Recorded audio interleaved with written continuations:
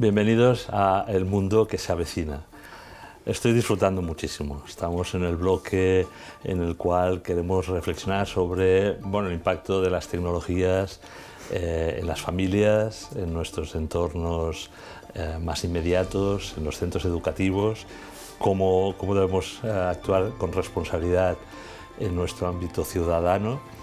Y precisamente en este séptimo y último capítulo queríamos abordar qué es esto de ciudadano digital y cuál es nuestra responsabilidad y cómo entusiasmar a nuestros jóvenes con la realidad, no solo con lo virtual, no solo con lo que van a vivir en el metaverso, sino en el sentido de la realidad, que encuentren un propósito, una esperanza, ¿no?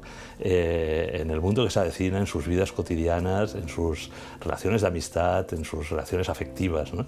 Y para ello contamos con María Zavala de nuevo. Muchas gracias por estar aquí. A ti. Ella es periodista, es consultora de comunicación y nos ha ido acompañando en nuestras conversaciones a lo largo de todos estos capítulos del bloque, pues de una forma magnífica. Yo he aprendido, María, mucho, he disfrutado, como he dicho al principio, y me gustaría repescar de nuevo ese concepto que utilizas tanto en tus libros, en tu blog, ¿no? De ciudadano digital. ¿Qué es un ciudadano? Un buen ciudadano digital, me imagino, ¿no? Sí, bueno, puede ser ciudadano digital y ser bueno o mal ciudadano. Vale, o sea, al final esto es como si eres un buen o mal ciudadano en términos generales, ¿no? Es verdad que yo lo uso mucho, pero ni mucho menos lo acuñé yo.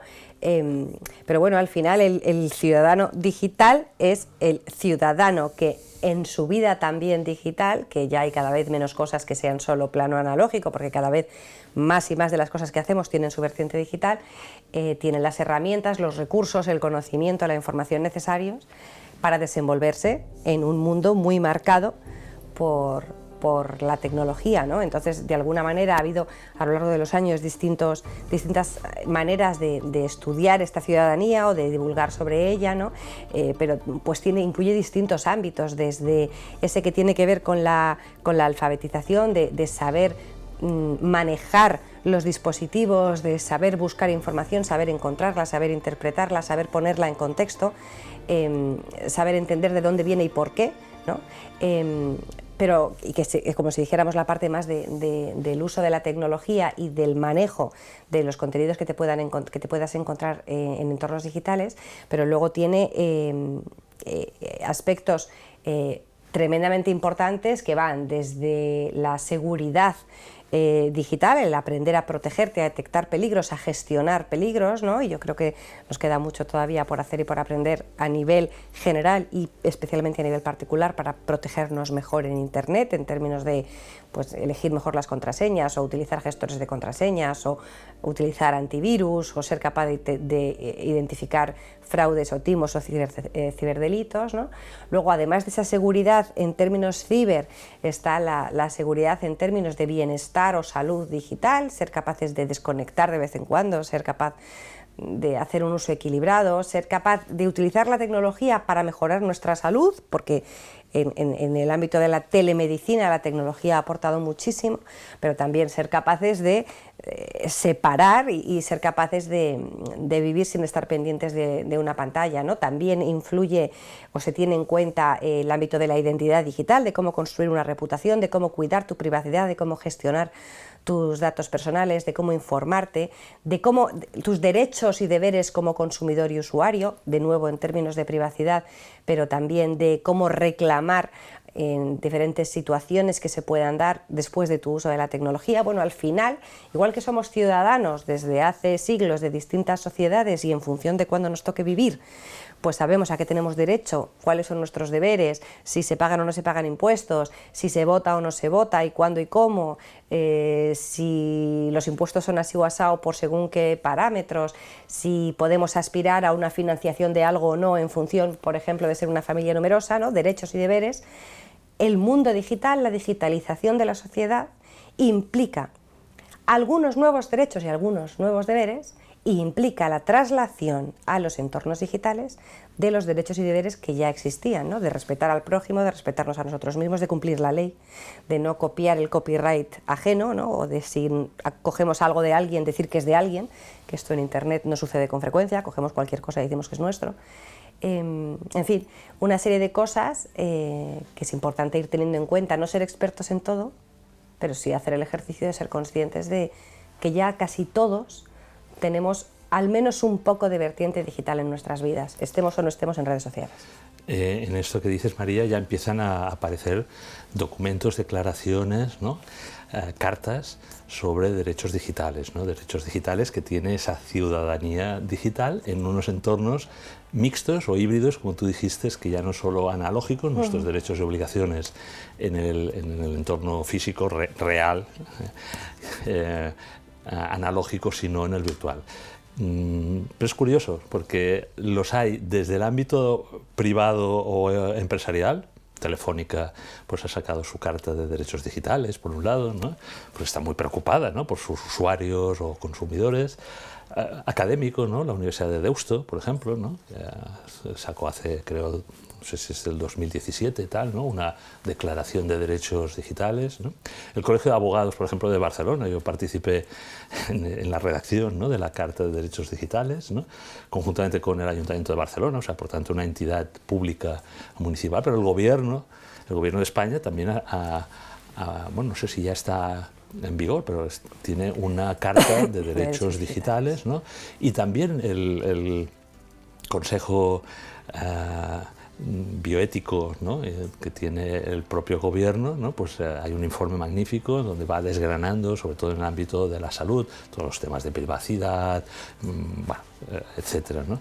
Por lo tanto, empiezan a haber documentos, pero es curioso, ¿no? Vienen de ámbito particular, empresarial, colegial o colectivo académico y del gobierno, pero eso habrá que concretarlo en algún ordenamiento jurídico, es decir, son nuevos derechos que incluso la Constitución, que ya sabemos que es muy intocable, ¿no? Pero que debería actualizarse, ¿no? Sí, yo creo que es la tendencia y será hacia donde vayamos, que bien a través de proyectos de decreto ley, bien a partir de nuevas normativas, bien se creen apéndices nuevos a cosas que ya había, bien se creen cosas de facto que contemplen lo digital de una manera específica, ¿no? Yo creo que hay asociaciones enmarcadas en el derecho, pues se me ocurre ahora Internautas, que avanzan y defienden este tipo de normativas. Los procesos no son rápidos, pero sí que hay aspectos en vigor, bien porque derivados de Código Civil, Código Penal, la propia Constitución se da a entender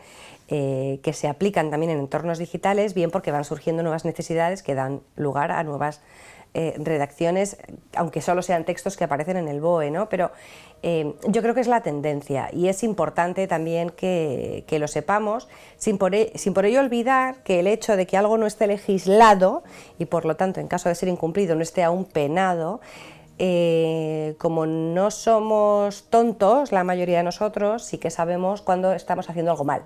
Sí, está claro. ¿No? Entonces, porque es verdad que hay mucho que tiene que ver con las cartas de derecho digital, de derechos digitales que tienen que ver con privacidad, por ejemplo, con derechos del consumidor digital, por ejemplo, que si compras algo online y está defectuoso tienes derecho a reclamar y cosas así, ¿no?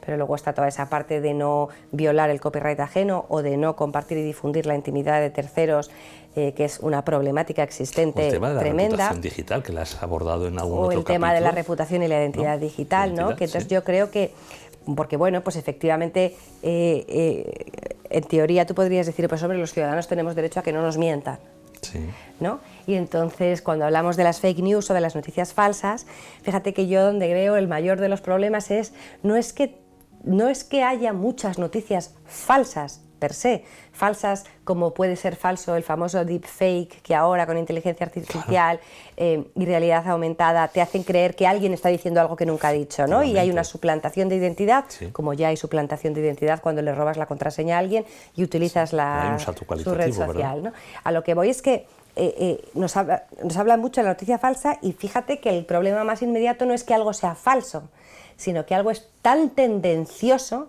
que manipula hacia la falsedad y ahí estamos inmersos y a mí me sorprende que haga falta una legislación que hable de esto, ¿no? Es decir, si tú en un artículo que lees en un medio no te están diciendo algo que es estrictamente mentira, pero sí te están llevando, o sea, porque todos lo vemos, ¿no? Una misma información según donde la leas publicada dice una cosa u otra, claro, es curioso esto, no te miente, pero sí te quiere llevar a un estado de frustración y enfado, ¿no? Entonces, me encantaría que hubiera un texto que dijera: los ciudadanos tenemos derecho a no ser engañados y manipulados por el interés de unos pocos, ¿no?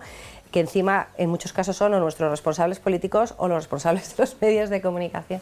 Pero bueno, sí, hay una tendencia a crear nuevos marcos, es lenta, pero en el camino que llegan, en el proceso, yo creo que sí que tenemos que ser un poco responsables los usuarios y humildes, en el sentido de no pensar que porque sepa subir una foto, poner un filtro o crear un blog o poner una contraseña, ya lo sabes todo.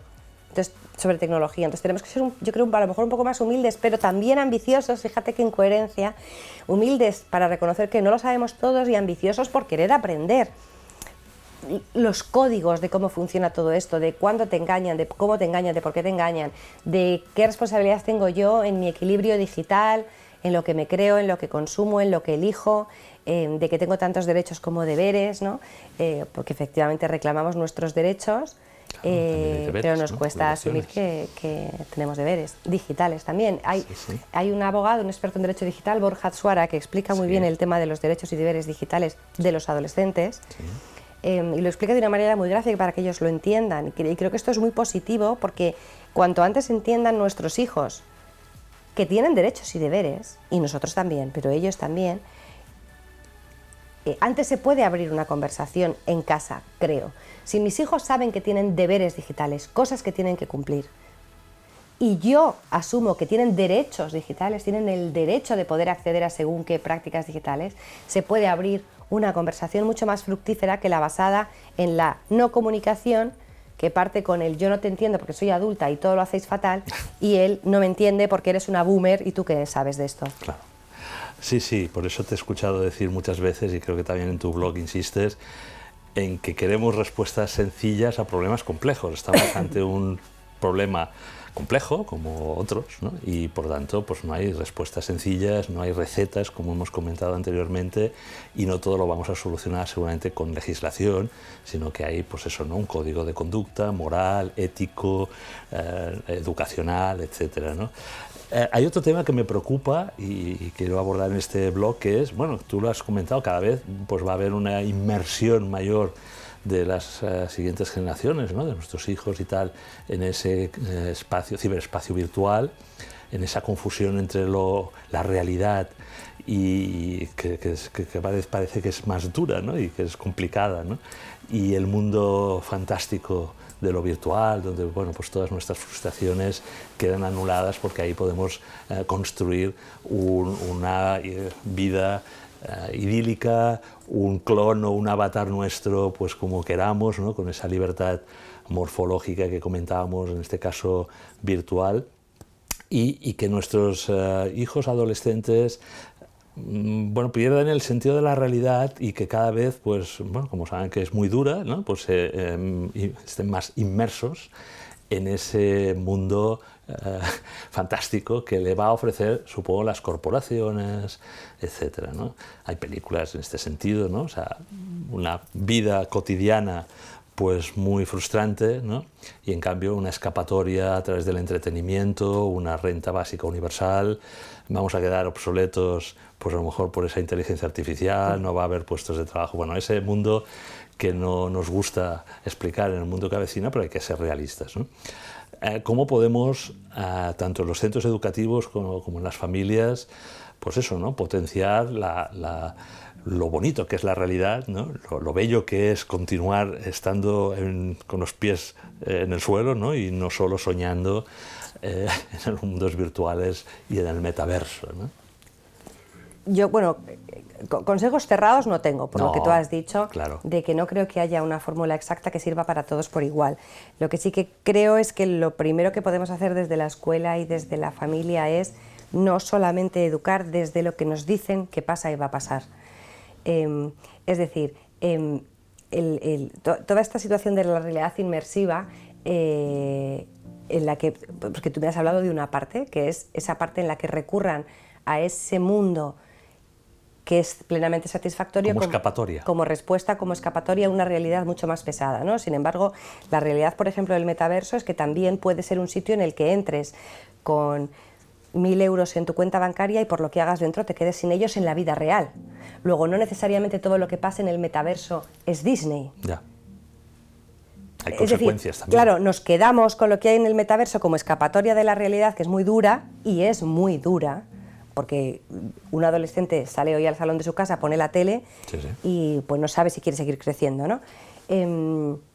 Pero la realidad es que también puede ser lo contrario, que tú tengas una vida placentera en tu mundo real y que sin embargo en el metaverso de repente inviertas en arte digital, inviertas dinero tuyo de verdad y lo pierdas dentro del metaverso, pero lo pierdes en el mundo real. Luego, de alguna manera, esa simbiosis o esa relación casi líquida de la que yo hablo desde el primer capítulo, de la que hemos estado hablando, esto no significa que una cosa sea ficción y la otra real o más auténtica, mejor, peor. Yo creo que nuestras nuevas generaciones tienen que entender que lo de fuera de la pantalla merece la pena y nosotros tenemos que entender que lo de dentro de la pantalla merece la pena, y lo que marca la diferencia es la persona que tiene la experiencia y cómo la vive, ¿no? Entonces creo que a la hora de acompañar a nuestros hijos para que, en caso de que sea nuestro objetivo, que quieran disfrutar más de lo de fuera de la pantalla, necesitamos sí o sí entender e incluso codisfrutar lo que viven dentro de la pantalla.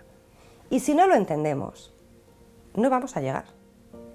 Si simplemente damos por sentado que solo lo que vivan fuera de la pantalla les va a llenar, no conseguiremos ningún efecto. Entonces, como no sabemos exactamente qué es lo que va a llegar, sabemos lo que nos dicen que va a llegar. Y nos dicen, pues esto, pues que los robots nos quitarán los empleos, o que el metaverso será muy peligroso, o que estaremos todos pendientes, no lo sé, nos dicen muchas cosas. Yo odio ser ingenua, pero odio ser agorera.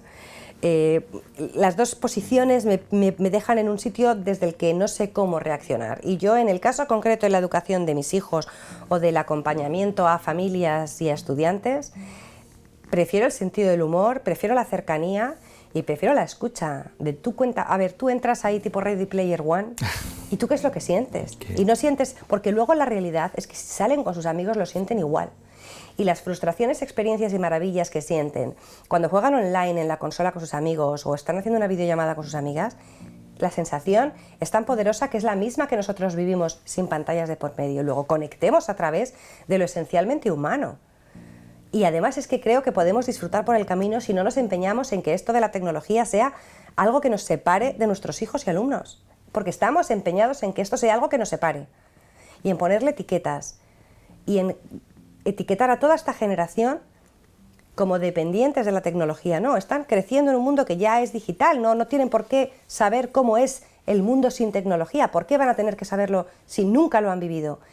¿O por qué va a ser tan extraño un videojuego distópico si lo que llevábamos viviendo 2 años es pura distopía una tras otra? ¿No? A ellos que pocas cosas les sorprenden, han vivido muchas cosas que nosotros jamás pensamos que íbamos a vivir, ¿no? Entonces yo creo que hay que darles un voto de confianza, no desde la ingenuidad, no desde el prejuicio, desde la confianza de verdad. Y en un contexto como el que estamos, de confianza y de fe y de compartir y de amar al final, si no confías de verdad, en el fondo no estás esperando, ¿no? Entonces, yo creo que puede ser un viaje mucho más apasionante si en lugar de centrarnos solo en que todo es maravilloso, todo es muy peligroso, nos centramos en quiénes somos nosotros, quiénes son nuestros hijos y no qué es lo que no quiero que le pase a mi hijo en el mundo digital, sino qué es lo que quiero que sea mi hijo o mi hija en un mundo digital. Sí, a mí siempre me ha gustado mucho una frase que escuché una vez, de no preocuparnos tanto por el mundo que vamos a dejar a nuestros hijos, sino los hijos que vamos a dejar a este mundo que se avecina, ¿no? Estamos en un contexto de un bloque que hemos tratado, pues, cómo educar a nuestros hijos, ¿no?, en el entorno familiar para ese mundo digital que se avecina, ¿no? Por lo tanto, somos responsables de qué hijos dejamos al mundo, también de qué mundo dejamos, ¿no? Pero hay una preocupación clara. Y casi para finalizar el capítulo y el bloque, ¿no?, bueno, estamos en un entorno de fe cristiano y como dije el primer día, me llama potentemente la atención, pues, que un sabio mayor como es Benedicto XVI, ¿no?, Papa Benedicto XVI, en su momento dirigiéndose a los jóvenes, ¿no?, en una jornada de la juventud en Brasil, quiero recordar, les dijo, tenéis que salir a evangelizar el continente digital, ¿no? Me llama la atención precisamente por lo que decíamos del contexto generacional, ¿no? O sea, a veces te puedes imaginar, ¿no?, que, bueno, pues eso, ¿no?, un santo padre mayor que está en sus libros, en su teología, en su ciencia, en su contexto teológico, ¿no?, lance ese mensaje de valentía, de confianza, de esperanza, como has hecho tú, ¿no?, para que en este caso, ¿no?, la transmisión de la fe, ¿no?, de nuestra fe cristiana, pues la hagamos sin miedo y sin complejos, ¿no?, en ese ciberespacio, en ese metaverso que nos van a construir, que seamos capaces de construir lo que San Juan Pablo II decía, la civilización del amor, pero también en ese continente digital, ¿no? Me encantó, y no sé qué opinas, ¿no?, también si quieres compartirnos, pues, tu experiencia de fe, ¿cómo lo ves? ¿Cómo también esa parte de la transmisión de la fe, pues, a tus hijos o tú misma, ves una gran oportunidad, ¿no?, en esa evangelización del nuevo continente digital?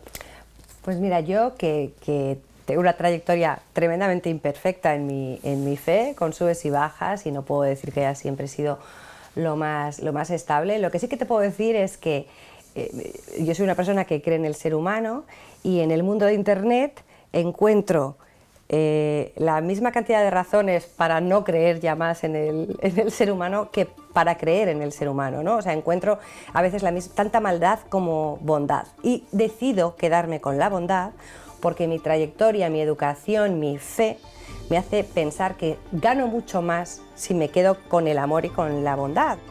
Sí, esa construcción que decíamos de la civilización del amor que nos une a los seres humanos, ¿no? Y que, bueno, hasta ahora, como tú has dicho, pues producía en el ámbito real, físico, de afecto, de amistad, ¿no?, de enseñanza, de proximidad, de evangelización, de compartir testimonio en lo real, ¿no?, pero que, repito, ¿no?, que se puede producir también en ese mundo que se avecina en el ámbito virtual. Yo creo que con esto un poco nos quedamos, ¿no?, de todos los capítulos que hemos desarrollado contigo.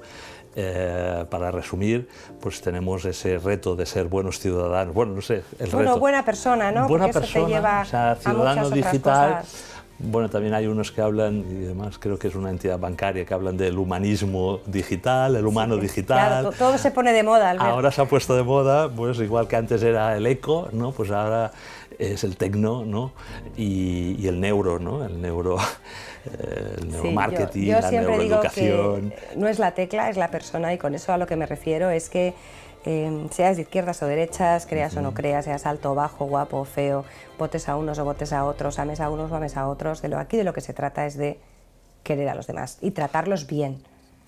Entonces, a partir de ahí, se trata de hacerlo en la calle y en Internet, y lo demás está mal. Esos valores son los que queremos transmitir, pues, siempre en el programa, ¿no?, del mundo que se avecina, que no es peor ni mejor que el que han vivido otras generaciones, ¿no? Va a ser el nuestro y el de nuestros hijos, ¿verdad, María? Y que, por tanto, pues tenemos que saber aportar esas virtudes, esos valores, esa visión del ser humano, esa visión de la fe, los que la tenemos, ¿no? Pues ahora nosotros, ¿no?, como testimonios de fe y de esos valores éticos y humanistas, ¿no?, que María, tú defiendes siempre, ¿no?, en tus charlas, conferencias, libros y en tu familia, ¿verdad? Pues que nos has transmitido con tanto cariño, con tanta claridad en estos programas, ¿no? Yo te agradezco muchísimo, porque ya sabes que esto va a hacer mucho bien, porque muchas familias, muchos padres, pues van a escuchar estos capítulos, yo creo, con esa apertura que tú nos has manifestado, sin miedo, ¿no? Sobre todo, no hay que tener miedo al mundo que se avecina, es uno de los lemas de nuestro programa. También lo hemos de abordar con esperanza, y creo que en este tema tan complicado, ¿no?, de gestionar, pues, los aspectos más conflictivos de la transformación digital, pues nos has dado no recetas, pero sí unas pautas tanto para la reflexión, tanto para la concienciación, pero también para la práctica. Yo te lo agradezco muchísimo, María. Ojalá, gracias a ti, Albert.